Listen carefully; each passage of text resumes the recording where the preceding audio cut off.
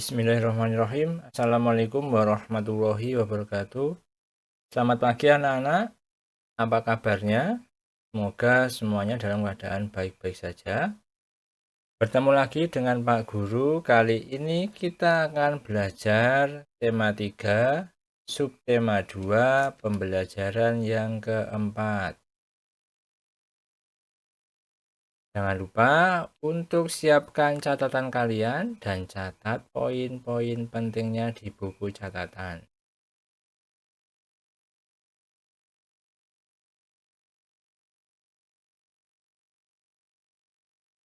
Materi yang pertama yaitu muatan PPKN KD 3.3 Keragaman Budaya Indonesia. Makna Bhinneka Tunggal Ika. Tentunya anak-anak sudah pernah memperhatikan gambar Garuda Pancasila ya.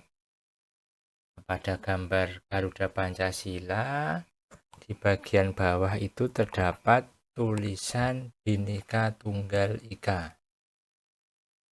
Nah, apakah makna Bhinneka Tunggal Ika itu? Apakah anak-anak sudah tahu? Ya, kalau belum tahu, mari kita bahas mengenai makna Bhinneka Tunggal Ika. Kata Bhinneka Tunggal Ika sendiri terdapat dalam buku Sutasoma karangan Empu Tantular. Empu Tantular itu merupakan salah satu pujangga pada zaman Kerajaan Majapahit. Bhinneka Tunggal Ika artinya meskipun bangsa Indonesia ini terdiri atas berbagai suku bangsa, adat istiadat, agama, bahasa dan kebudayaan yang berbeda, mereka tetap satu, yaitu bangsa Indonesia. Bisa dikatakan secara singkat, Bhinneka Tunggal Ika itu dapat diartikan meskipun berbeda-beda, tetapi tetap satu jua. Coba anak-anak bayangkan, berapa banyak suku bangsa, adat istiadat, dan kebudayaan di seluruh Indonesia ini.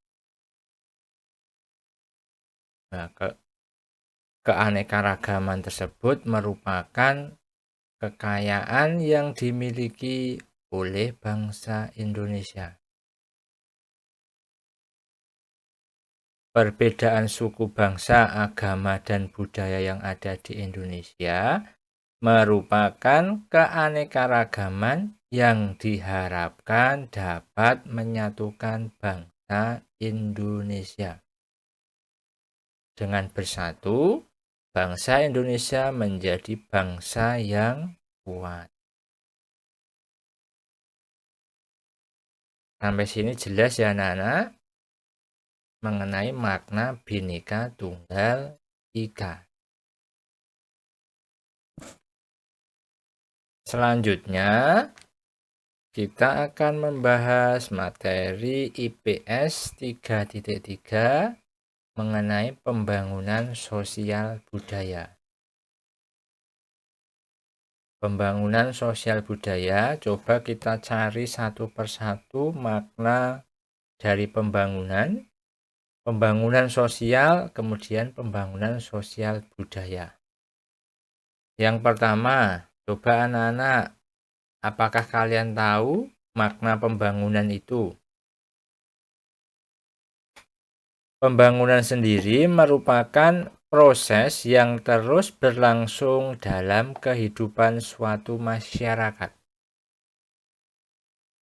Pembangunan tidak hanya menyangkut masalah fisik,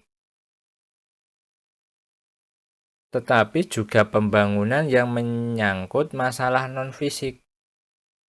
Misalnya pembangunan mental, pembangunan karakter, dan pembangunan sosial. Itu adalah makna dari pembangunan. Yang kedua yaitu Pembangunan sosial. Pembangunan sosial merupakan aktivitas yang menggabungkan aspek sosial dan ekonomi untuk meningkatkan taraf hidup atau kesejahteraan sosial.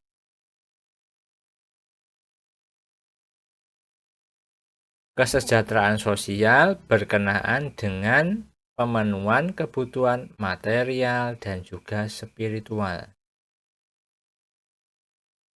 Pemenuhan kebutuhan material dan spiritual haruslah seimbang.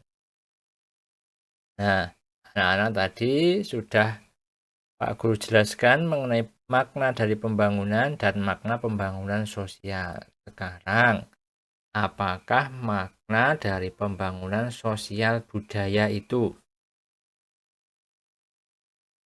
Pembangunan sosial budaya sebagai suatu proses perubahan sosial budaya terencana yang dirancang untuk meningkatkan taraf hidup masyarakat, di mana pembangunan dilakukan saling melengkapi proses pembangunan ekonomi. Pelaksanaan pembangunan mencakup aspek kehidupan bangsa, yaitu aspek politik, ekonomi, sosial, budaya, dan pertahanan keamanan secara berencana, menyeluruh, terarah, terpadu, bertahap, dan berkelanjutan. Pembangunan sosial budaya bukanlah hal yang tidak mudah karena terkait dengan persoalan filsafat hidup bangsa, pandangan hidup masyarakat, persepsi cara berpikir, sistem nilai, dan orientasi pada masyarakat. Nah, sekarang anak-anak sudah tahu ya makna dari pembangunan sosial budaya. Nanti anak-anak bisa membaca buku. Nah, dengan membaca buku akan menambah wawasan dan pengetahuan anak-anak. Selanjutnya, kita akan membahas materi iklan. Nah, anak-anak pada materi sebelumnya sudah mempelajari tentang iklan pada media cetak dan iklan pada media elektronik. Untuk memahami isi pada iklan media elektronik sendiri bisa contohnya yaitu iklan pada radio maupun iklan pada televisi. Untuk dapat memahami isi iklan pada radio, tentunya anak-anak harus mendengarkan iklan dengan seksama. Sedangkan pada televisi, anak-anak bisa melihat, mendengar, dan membaca teks yang disajikan dengan seksama. Itulah cara anak-anak untuk paham isi pada media iklan elektronik.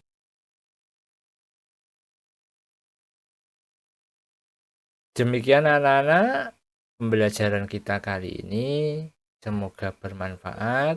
Pak Guru berpesan anak-anak untuk selalu rajin belajar, banyak membaca buku, dan banyak berlatih soal-soal. Jangan lupa untuk like, subscribe, dan share channel ini agar lebih berkembang dan teman-teman kalian bisa lebih tahu. Terima kasih. Wassalamualaikum warahmatullahi wabarakatuh.